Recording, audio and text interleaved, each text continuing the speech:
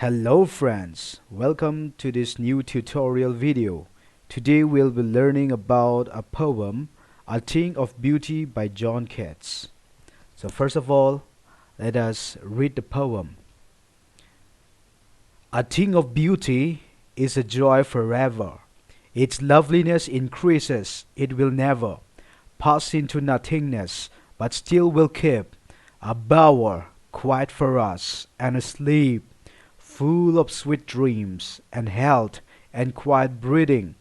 Therefore, on every morrow are we reading a flowery band to bind us to the earth, in spite of despondence of the inhuman dirt, of novel natures, of the gloomy days, of all the unhealthy and over-darkened ways, met for our searching, yes, in spite of all, some shape of beauty moves away the pall from our dark spirits, such the sun, the moon, trees old and young, sprouting a shady boon for simple sheep, and such are daffodils with the green world they live in, and clear rills that for themselves a cooling covert make against the hot season, the mid-forest break, rich with a sprinkling of fair musk rose blooms, and such too is the grandeur of the dooms we have imagined for the mighty dead.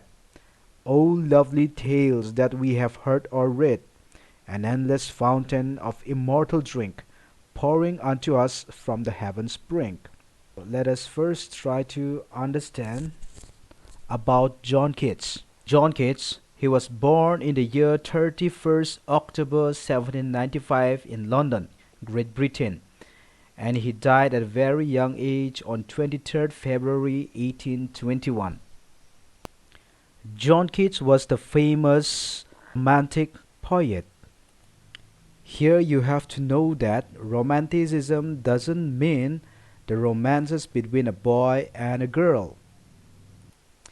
In fact, romantic movement is a period when the poet writes about the beauty and about the love of nature.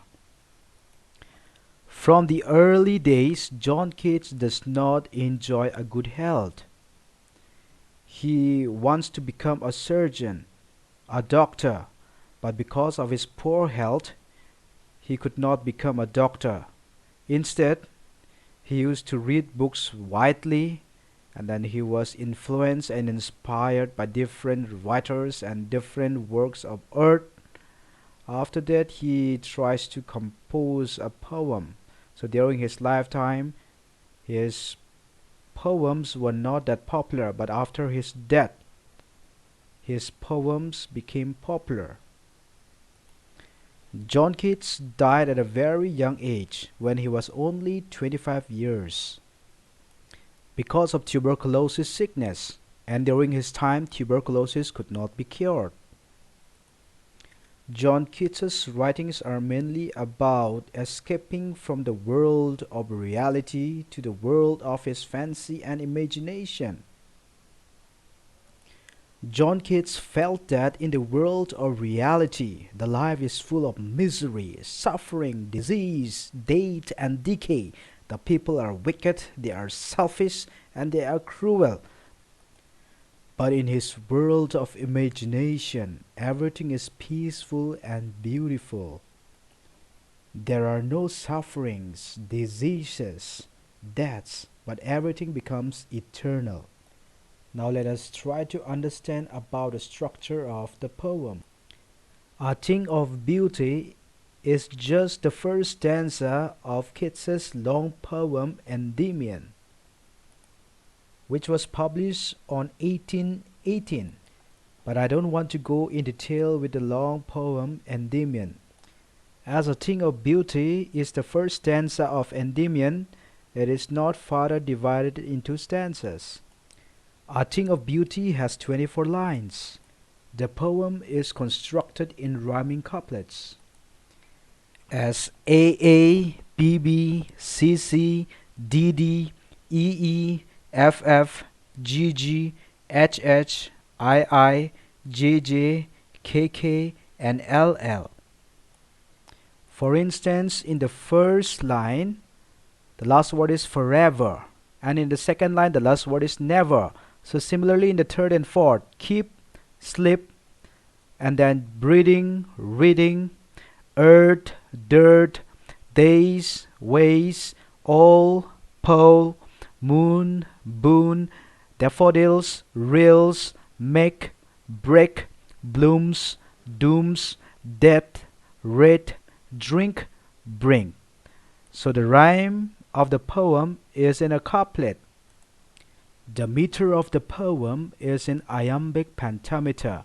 It is in iambic because the lines, it was started with the sound of unstressed followed by stress and then unstressed and then followed by stress. And then it is in pentameter because it has 5 measures or 5 foot.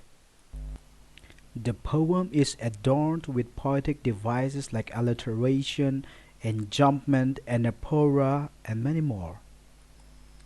For example, alliterated words are like cooling, covered, simple, ship, have, heard, and so on. Enjambment is the continuation of a syntactic unit from one line of verse into the next line without a pause. For example, in the second line, the last 3 words are it will never, which continued in the third line, that is pass into nothingness. It will never pass into nothingness. And similarly, but still will keep. It passes on or it continued in the fourth line, a bower quiet for us. So John Keats uses enjambment in this poem. Anaphora is a repetition of a word or phrase at the beginning of successive clauses. For instance, in the 9th line, the sentence starts with of noble natures, and in the 10th line, again it starts with of all the unhealthy. So this type of examples shows the nature of anaphora. Now let us try to understand the contents of the poem.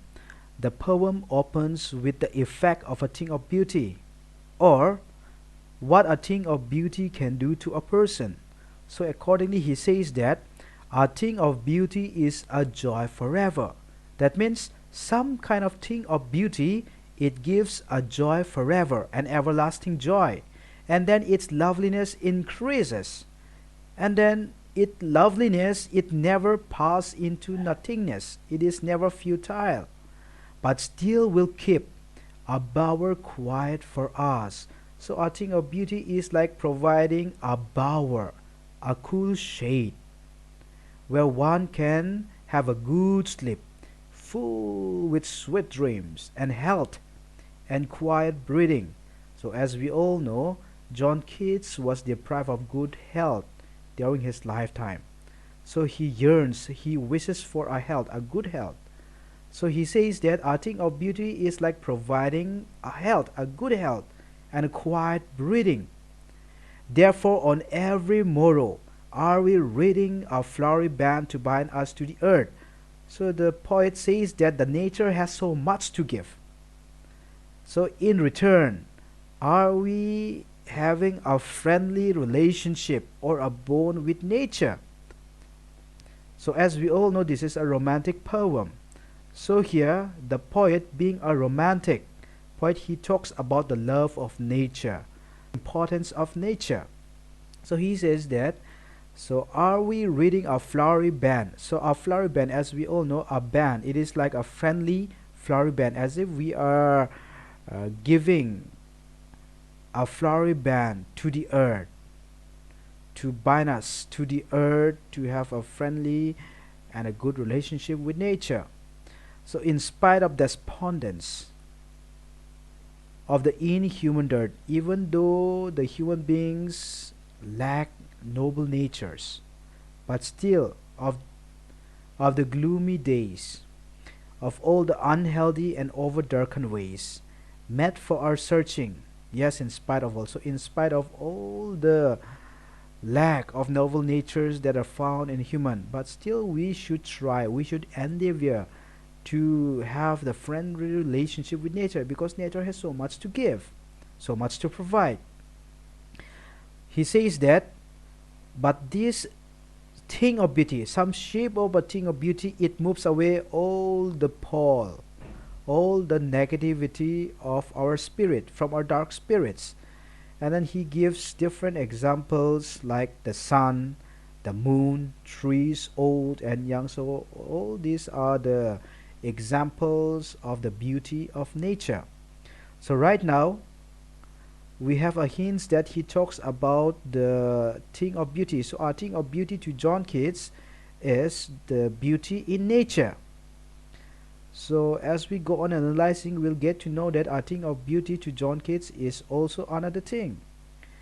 So he gives us the example of a thing of beauty, the beauty of the thing of beauty. He finds beauty in nature, such as in the sun, the moon, trees old and young, and then a sprouting, a shady boon for simple sheep, and such are daffodils. So daffodils are another species of plant which has a yellow flower, color of a yellow, with a green world they live in. So they live in the forest, in the green world, and clear rills means small stream, that for themselves a cooling covert make against the hot season. So this clear stream, they cools themselves against the hot season.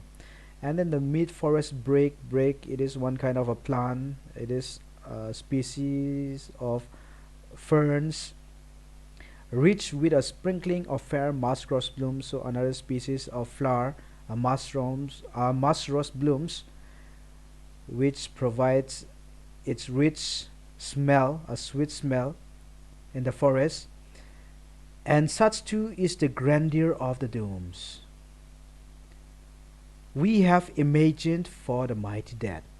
So he was aware that John Keats, or the poet, the speaker, was aware that the dead is mighty. And then he sometimes imagined of it. We all imagine about the mighty dead, that that is inevitable, that that will come to us one day. But he says that all lovely tales mean stories, that we have heard or read, an endless fountain of immortal drink. So here, the lovely tales is one kind of example for the work of art. So he's trying to say that a person may die. We all will die. It is inevitable. It is irrevocable. It is certain that we all will die. But the work of art that one has created, it lives forever. It remains forever.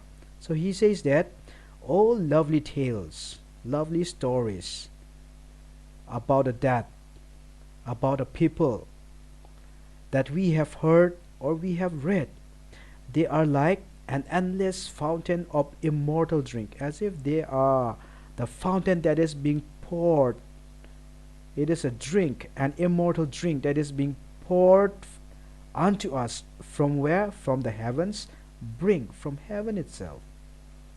So a thing of beauty for John Keats perhaps will be the beauty that he finds in nature, and also a thing of beauty that he finds in the work of art. So here, work of art, it has different dimensions, like paintings, like sculptures, like writing poetry, stories, tales, and so on and so forth.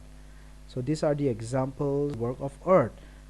So the work of art, so a person may die, but the work of art which was created, it becomes immortal. It remains forever. A person who has created that work of art, he or she will die, but his work of art will always remain. It is like eternal. It is like immortal drink that is being poured from the heavens brink. So we can find that a thing of beauty is a simple poem but somewhat with varied themes. As the poem is about the story of a Greek myth Endymion, where Endymion was a handsome Aeolian shepherd who used to reside on Mount Latmus. So Endymion, he became the symbol of beauty. Through this poem, John Keats vehemently supports the eternal state of beauty and its positive facets. The poem acquaints us how beautiful things play an important role in our lives. So we have seen the effects or about what a thing of beauty can do to a person. We have seen that the poem expresses how beauty brings us near the endless joy, and then it never stops but it goes on increasing. And then he gives us the example of various imageries of beauty that are found in nature.